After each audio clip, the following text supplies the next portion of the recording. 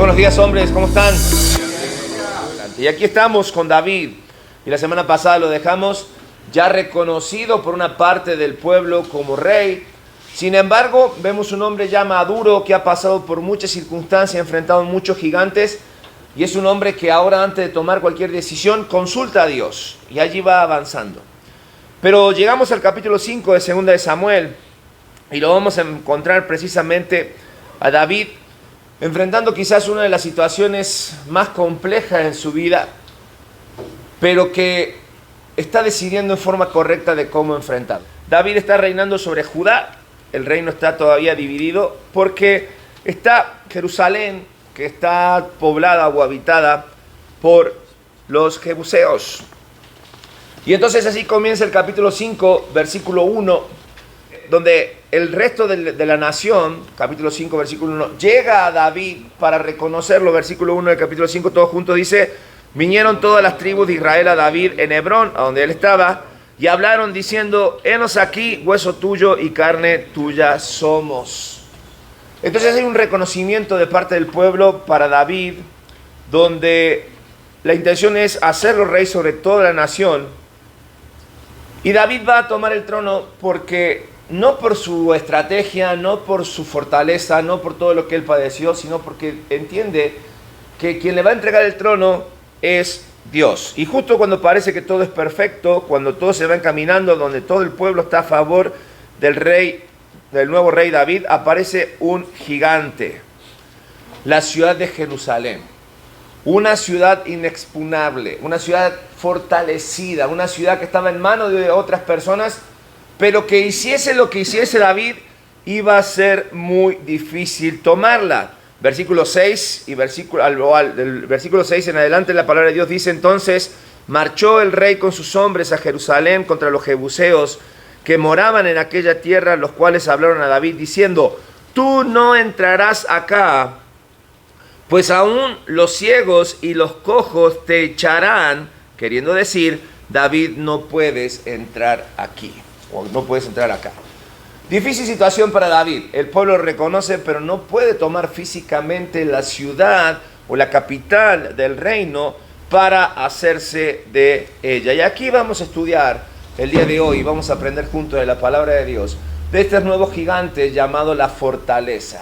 Las fortalezas que nosotros enfrentamos, no las fortalezas que nosotros tenemos, no las virtudes que nosotros tenemos, sino aquellas situaciones que son difíciles de enfrentar, aquellas situaciones acorazadas, aquellas situaciones amuralladas en nuestra vida que continuamente vamos y chocamos contra ellas. ¿Cómo podemos vencerlas? ¿Cómo podemos realmente vencer estas fortalezas? Bueno, vamos a ver entonces en esta mañana algunos puntos importantes de cómo aprender a llevar adelante esta situación. Debemos entender una cosa, que cuando hablamos de los gigantes de la fortaleza, punto número 1, hay fortalezas que caen cuando dejamos de pelear a nuestra manera. Los jebuseos le dijeron: mira David, no vas a entrar aquí, no hay posibilidad de que tú entres aquí. Pero David, versículo 7, tomó la fortaleza de Sión, la cual es la ciudad de David, y dijo David aquel día: todo el que hiera a los jebuseos, suba por el canal y hiera a los cojos y ciegos aborrecidos del alma de David. Por eso dijo David: ciego ni cojo no entrará en la casa. Y David moró en la fortaleza y le puso por nombre ciudad de David, y edificó alrededor del río Milo hacia adentro. Y es interesante porque David entendió que por más que los jebuseos le dijeron: no entrarás aquí, que era una ciudad protegida, que era casi imposible conquistarla, David encontró el camino. David encontró el camino. No atacó impulsivamente, no se puso al tú por tú con los jebuseos a decirse cosas o a sitiar la ciudad o a empezar a tirarse y decirse no. Lo que hizo David, buscar la estrategia correcta. Mira, muchos hombres peleamos como no debemos pelear ante la fortaleza. Nuestras actitudes, las armas que elegimos para enfrentar la fortaleza no necesariamente son las correctas. ¿Por qué? Porque siempre atacamos o andamos con enojo, nos frustramos, ¿no? Cuando tenemos que enfrentar algo, nos enojamos o generalmente agarramos y nos aislamos para realmente estar con nuestro dolor, o respondemos con orgullo, o si hacemos algo y nos damos cuenta que está mal, nos justificamos o buscamos responsables o a quien echar la culpa de lo mal que estamos haciendo. Y es por eso que las fortalezas que enfrentamos siguen de pie. Y es por eso que no las vamos a poder ver caer, no las podemos ver destruirse, porque no entendemos que no toda fortaleza se va a vencer con la fuerza.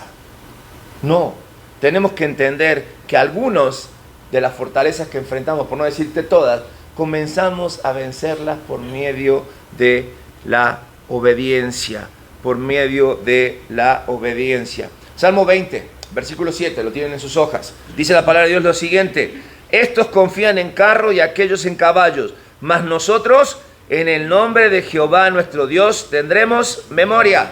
Este salmo, que también fue escrito por David, nos muestra cómo él, antes de salir a la batalla, él entendía que tener carros, tener caballos en aquel entonces parte de un ejército, era tener un arma poderosa. ¿Por qué decimos esto? Porque los caballos se les ponía como una coraza de piel, iban adelante del carro, iban chocando todos los que se les ponía, los caballos iban, y a los carros mismos se les ponía unas tachuelas y se les ponían unas espadas o unas cosas con filo en la rueda. Entonces era como que donde pasaba, mira, dejaban en tendal de gente. Y David dice, mira, estos confían en esas cosas que ellos tienen, mas nosotros confiamos en el nombre de Jehová nuestro Dios.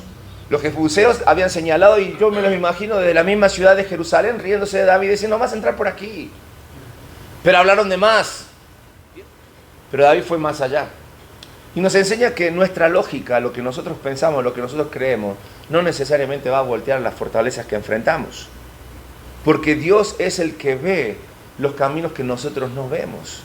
Y entonces es ahí donde nosotros debemos encontrar la calma. Segunda de Corintios, capítulo 10, versículo 3 al 5, dice, pues aunque andamos en la carne, no militamos según la carne, porque las armas de nuestra milicia no son carnales, sino poderosas en Dios para la destrucción. Y fíjate lo que dice, de fortalezas, derribando argumentos, toda altivez que se levanta contra el conocimiento de Dios, y llevando cautivo todo pensamiento a la obediencia de Cristo.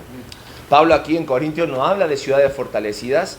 Lo que está hablando es que nuestra lucha es interna, es espiritual. El apóstol Pablo está hablando de pensamientos, está hablando de argumentos, está hablando de formas de vivir que se levantan delante de cada uno de nosotros, que van en contra de nuestro Dios y que son fortalezas que esclavizan al Hijo de Dios.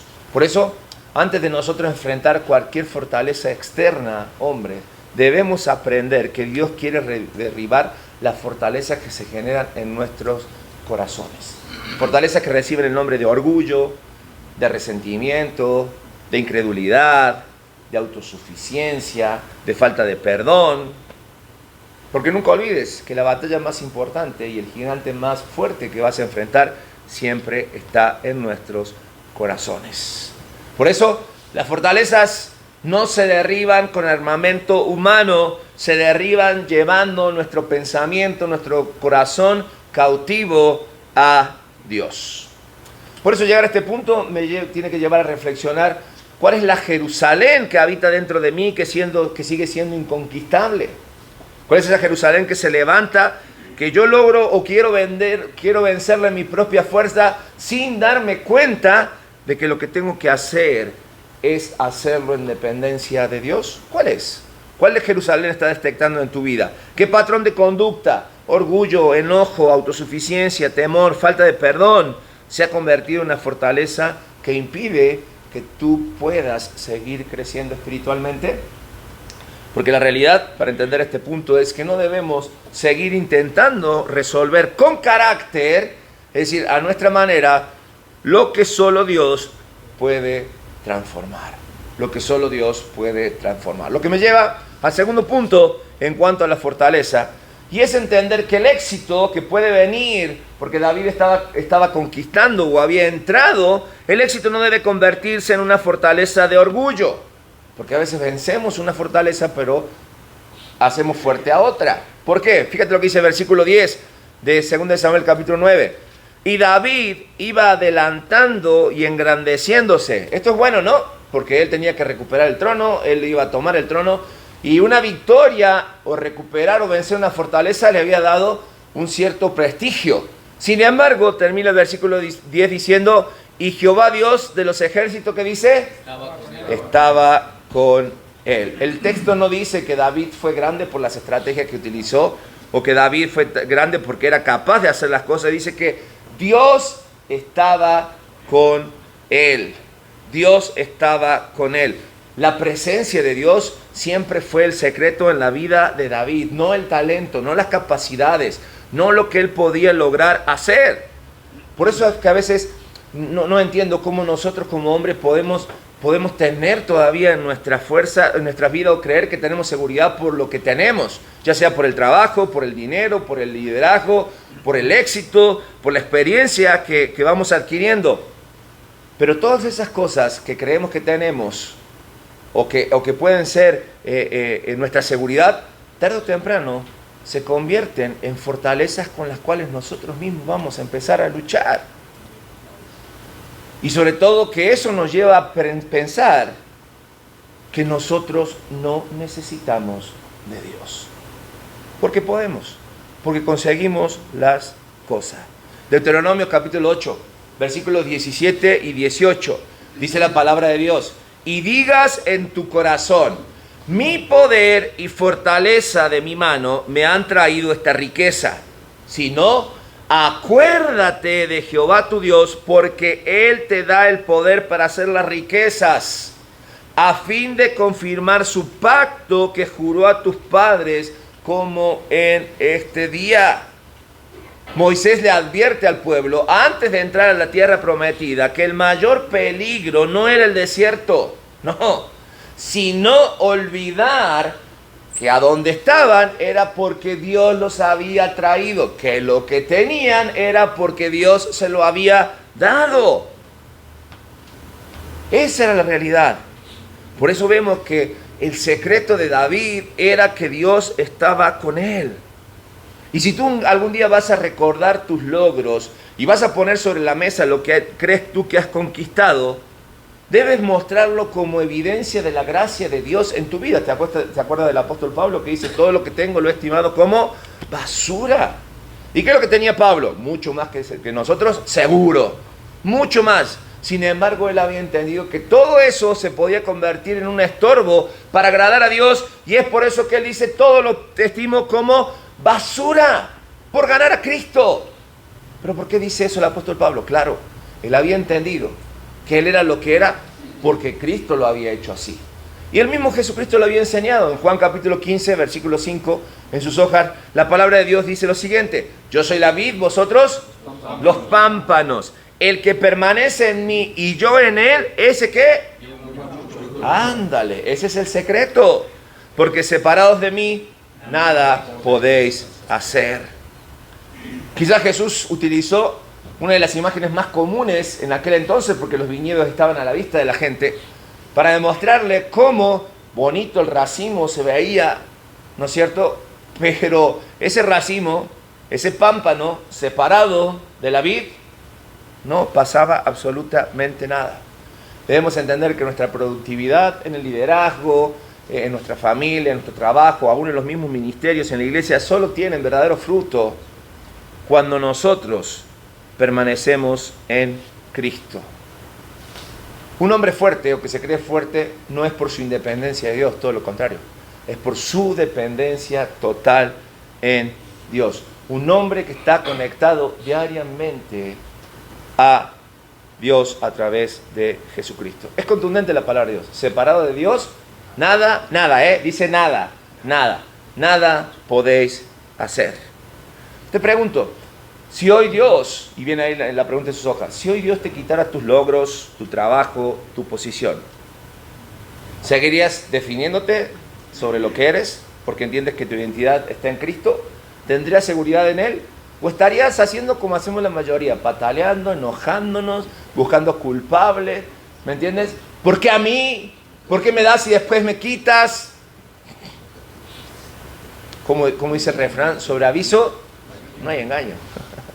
Sobre aviso no hay engaño. Porque la primera pregunta va conectada con la segunda.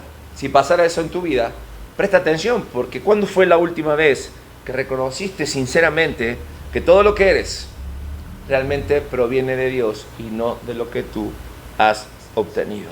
Nunca te olvides, y completamos en nuestras hojas, que el verdadero hombre fuerte no presume sus logros, sino que reconoce de dónde vienen. Reconoce de dónde vienen sus logros. Tercer punto, enfrentando a mis fortalezas. Dios va a hacer su parte. ¿Por qué? Porque Dios va a derribar las fortalezas con un propósito. Y ese propósito es establecer un hogar y no solamente un reino. Va a establecer un hogar y no solamente un reino. David va avanzando, David conquista, David toma el trono, pero fíjate cuál es la primera actitud de David. Versículos 11 y 12 dice: también Hiram, rey de Tiro, envió embajadores a David y madera de cedro y carpinteros y canteros para los muros, los cuales edificaron la casa de David. Y entendió David que le había confirmado por rey sobre Israel y que había engrandecido su reino por amor a de su pueblo. 13. Y tomó David más concubinas y mujeres en Jerusalén después que vino a Hebrón, y le nacieron, ¿qué dice? Más hijos y más hijas. Le nacieron más hijos y más hijas.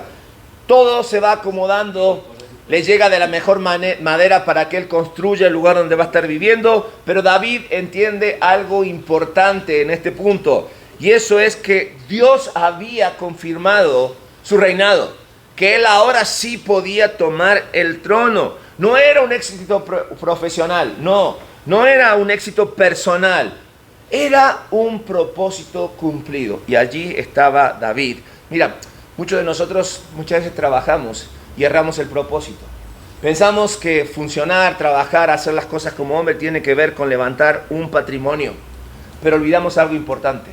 David lo que estaba haciendo no era construir el reino, o mejor dicho, era reconstruir lo que ya estaba, pero él estaba haciendo bajo una base sólida, y era que él comenzó a formar un hogar. Él toma lo que tiene que tomar para levantar su hogar. La meta de David nunca fue tener el mejor reinado, la mejor carrera como rey. La meta fue construir un hogar. Y nuestra meta debe ser eso, construir una familia que honre a Dios. Formar un hogar. Lo que Dios esperaba que David hiciera y lo que David estaba haciendo era comenzar su reino. Así comenzó David, formando un hogar. Un hogar, y esto es lo más importante para nosotros, entender ese principio, entender ese precepto en nuestras vidas, que el éxito viene en nuestra vida a través de hacer lo correcto, lo que Dios espera que hagamos, en el liderazgo, en lo secreto. Fíjate lo que dice la palabra de Dios, Josué 24:15. Josué es un gran líder, aquel que guió al pueblo hasta cruzar el Jordán, y cuando ya estaban dentro de la tierra prometida y las conquistas y demás, al final de su ministerio, cuando él se presenta y dice: hasta aquí llegué yo, les va a dejar un legado muy impresionante y muy marcante al pueblo judío, y va a decir lo siguiente: y si mal os parece servir a Jehová, escogeos hoy a quién sirváis, si a los dioses a quienes sirvieron vuestro padre cuando estuvieron al otro lado del río, o a los dioses de los amorreos en cuya tierra habitáis. Pero yo y mi casa...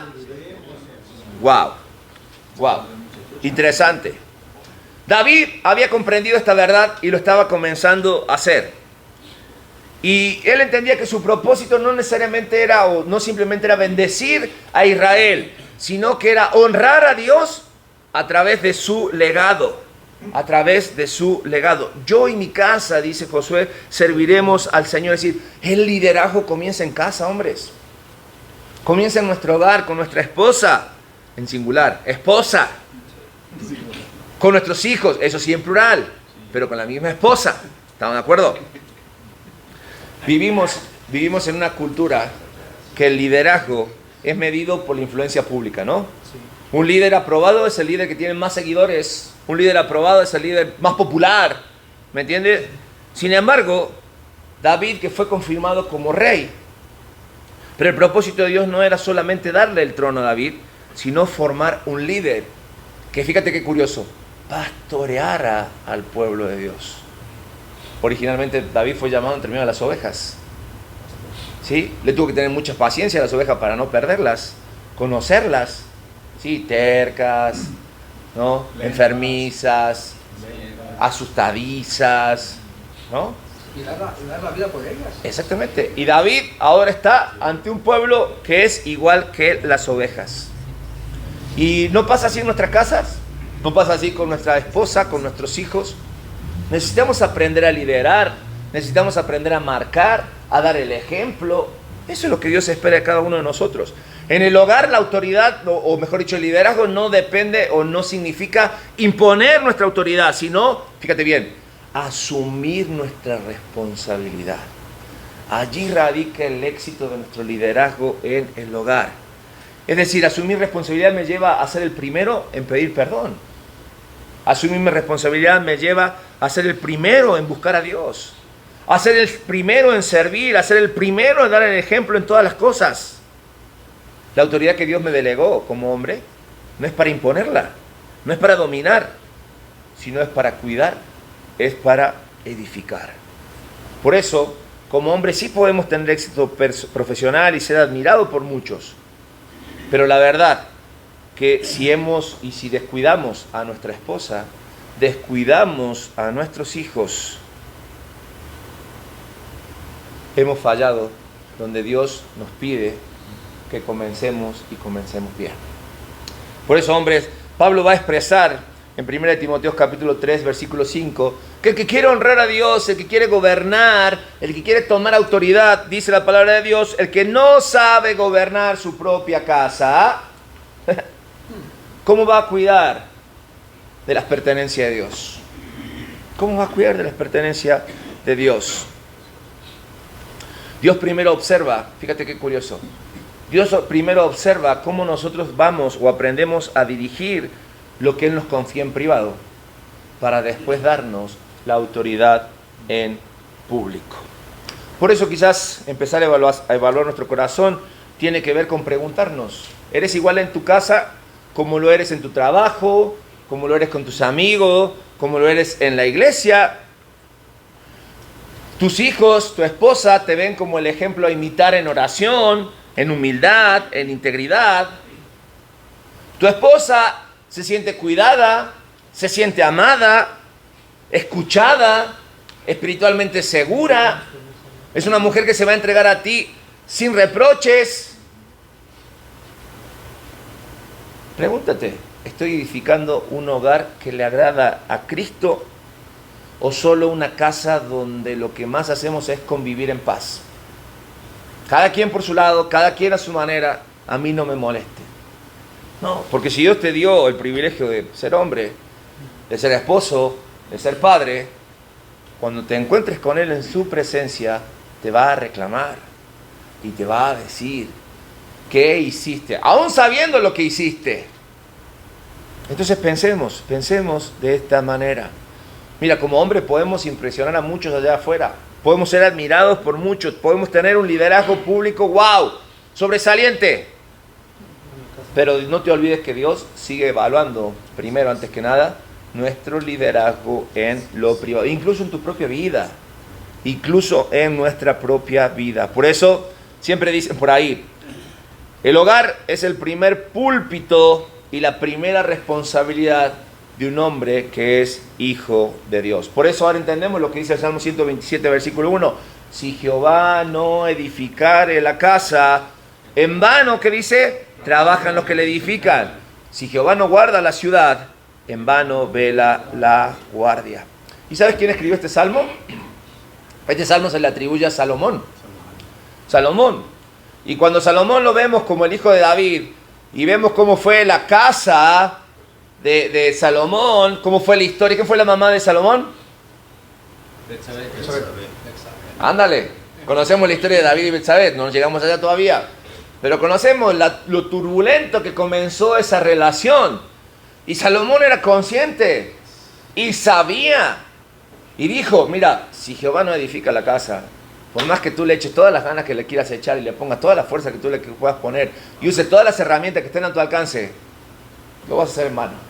Lo vas a hacer en vano. Por eso El mensaje es claro, hombres. No alcanza y no es suficiente con construir un patrimonio que queremos dejar. Lo que tenemos que hacer es permitir que sea Dios quien edifique nuestro hogar y que sobre todas las cosas consolide nuestro carácter como hombre. Nuestro carácter como hombre. Preguntas para reflexionar. ¿Mi familia experimenta el mismo hombre que los demás ven en la iglesia o en el trabajo?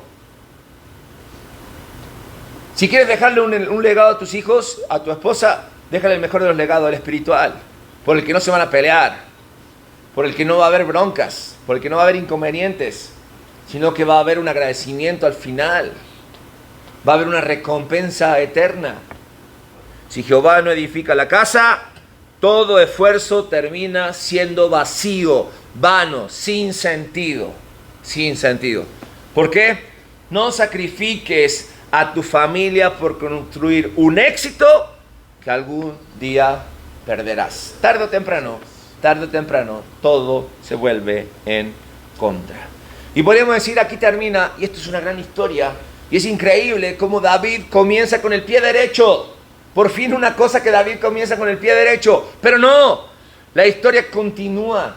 Y el versículo 12 dice, y entendió David que Jehová lo había confirmado sobre el rey, bueno, ya había engrandecido su reino por amor de su pueblo Israel.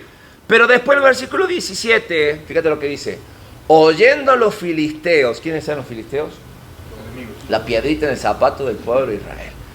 Escuchando los filisteos que David había sido ungido sobre el rey, salieron todos los filisteos para buscar a David, y cuando David lo oyó, descendió a la fortaleza, y vinieron los filisteos y se extendieron por el valle de Refaim. No venían a dar la bienvenida, venían a presumirle su fortaleza, venían a presumirle su ejército, y venían a decirle, le hicimos la vida de cuadrito a Saúl, te la vamos a hacer a ti. ¿Y cuál fue la actitud de David? Versículo 19, entonces consultó David a Jehová, diciendo, ¿iré contra los filisteos? Buena pregunta, ¿verdad? ¿Voy a ir o no voy a ir? Pero mejor la que viene. Los entregarás en mi mano. Wow. Corazón diferente, ¿no? Ya no es, oye, los filisteos son los que David se hizo pasar por loco, los que David se los hizo amigo, ¿no? Eran esos, los filisteos. Bueno, ahora ya es rey. Y ahora no solamente es su vida, es la vida del pueblo, de su hogar, de su familia, lo que estaba formando. A ver, ¿voy o no voy? Y si voy, ¿me lo vas a entregar en mis manos? ¿Qué vas a hacer? La respuesta es impresionante. Ve, porque ciertamente entregaré a los filisteos en tus manos. Pero más allá de eso, esto nos recuerda, punto número 4, que cuando hablamos de fortaleza, que ante una victoria o después de una victoria, aparece un nuevo gigante. Aparece un nuevo gigante. Sí, David era el rey, David ya tenía Jerusalén, pero aún necesitaba no olvidar que él tenía que consultar a Dios. Que no acababa ahí, que ahora la responsabilidad iba increciendo, iba a ser mucho más. Entonces muchos hombres tendemos a cuando alcanzamos una meta, nos relajamos, ¿no? Bajamos la guardia. Mira, si tu meta es servir, dices, mira, ya sirvo. Si tu meta era trabajar, ya trabajo. Si tu meta era formar un hogar, ya lo formaste, ¿no? Entonces dice, ya lo alcancé. Si tu meta era adquirir conocimiento de la Biblia, dice, ya conozco la Biblia, la memoricé, ya tengo varios principios. Pero la realidad es que el enemigo nunca deja de atacar. La actitud simple, la de David. Iré contra ellos, subiré contra ellos. ¿Qué hago? ¿Qué hago? Y 1 Corintios tiene una gran respuesta para cada uno de nosotros. 1 Corintios, capítulo 16, versículo 3, la palabra de Dios dice, velad, estad firmes en la fe, portaos varonilmente y esforzaos. Pablo, que le está escribiendo a esta iglesia de Corintios, que se caracterizaba por ser una iglesia carnal, que hacían cosas que ni la gente de afuera hacía, les va a dar y les va a enseñar cómo debe ser su conducta ante la constante o hasta el constante ataque de los enemigos. Y él los va a presentar cuatro imperativos que describen al hombre íntegro. En primer lugar, va a decir velad. ¿Qué significa velad? Velad va a decir mantente espiritualmente alerta. Sí, todos tus sentidos espirituales, toda tu vida espiritual, la oración, la lectura de la palabra de Dios, la comunión. No bajes la guardia porque te sientes bien, te sientes pleno espiritualmente, porque estás en tu prime espiritual. No bajes la guardia. Hay que estar más atento que nunca. La palabra de Dios nos dice que para caer hay que estar de pie, hay que estar firme. Entonces, no te confíes. No te confíes, sino que también Pablo dice, estás firme en la fe. Es decir, no negocies tus convicciones. Nos cuesta hacer convicciones. Nos cuesta llegar a ser hombres seguros. Pero en Dios encontramos, y en la palabra de Dios, lo necesario para entender que nuestras convicciones, basadas en Dios, pero sobre todas las cosas, las convicciones de la palabra de Dios, aferradas en nuestras vidas, ancladas en nuestras vidas, nos dan fortaleza. Entonces, a la hora de negociar con este mundo, la palabra de Dios es clara. No seas amigo del mundo. No tengas parte con el mundo. No hagas nada que al mundo te diga que es bueno. No. Convicciones, hombre. Firme, parejos. Sí.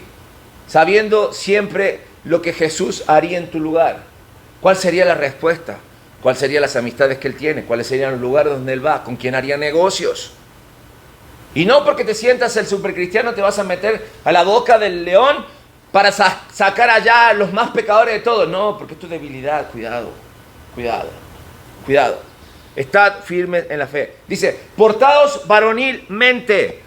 No dice, golpea la mesa fuerte, golpeate el pecho, agarra golpe a todos. No, portar varonilmente es muy diferente a lo que nosotros pensamos. Es actuar con madurez, es tener valentía, no actuar por impulso.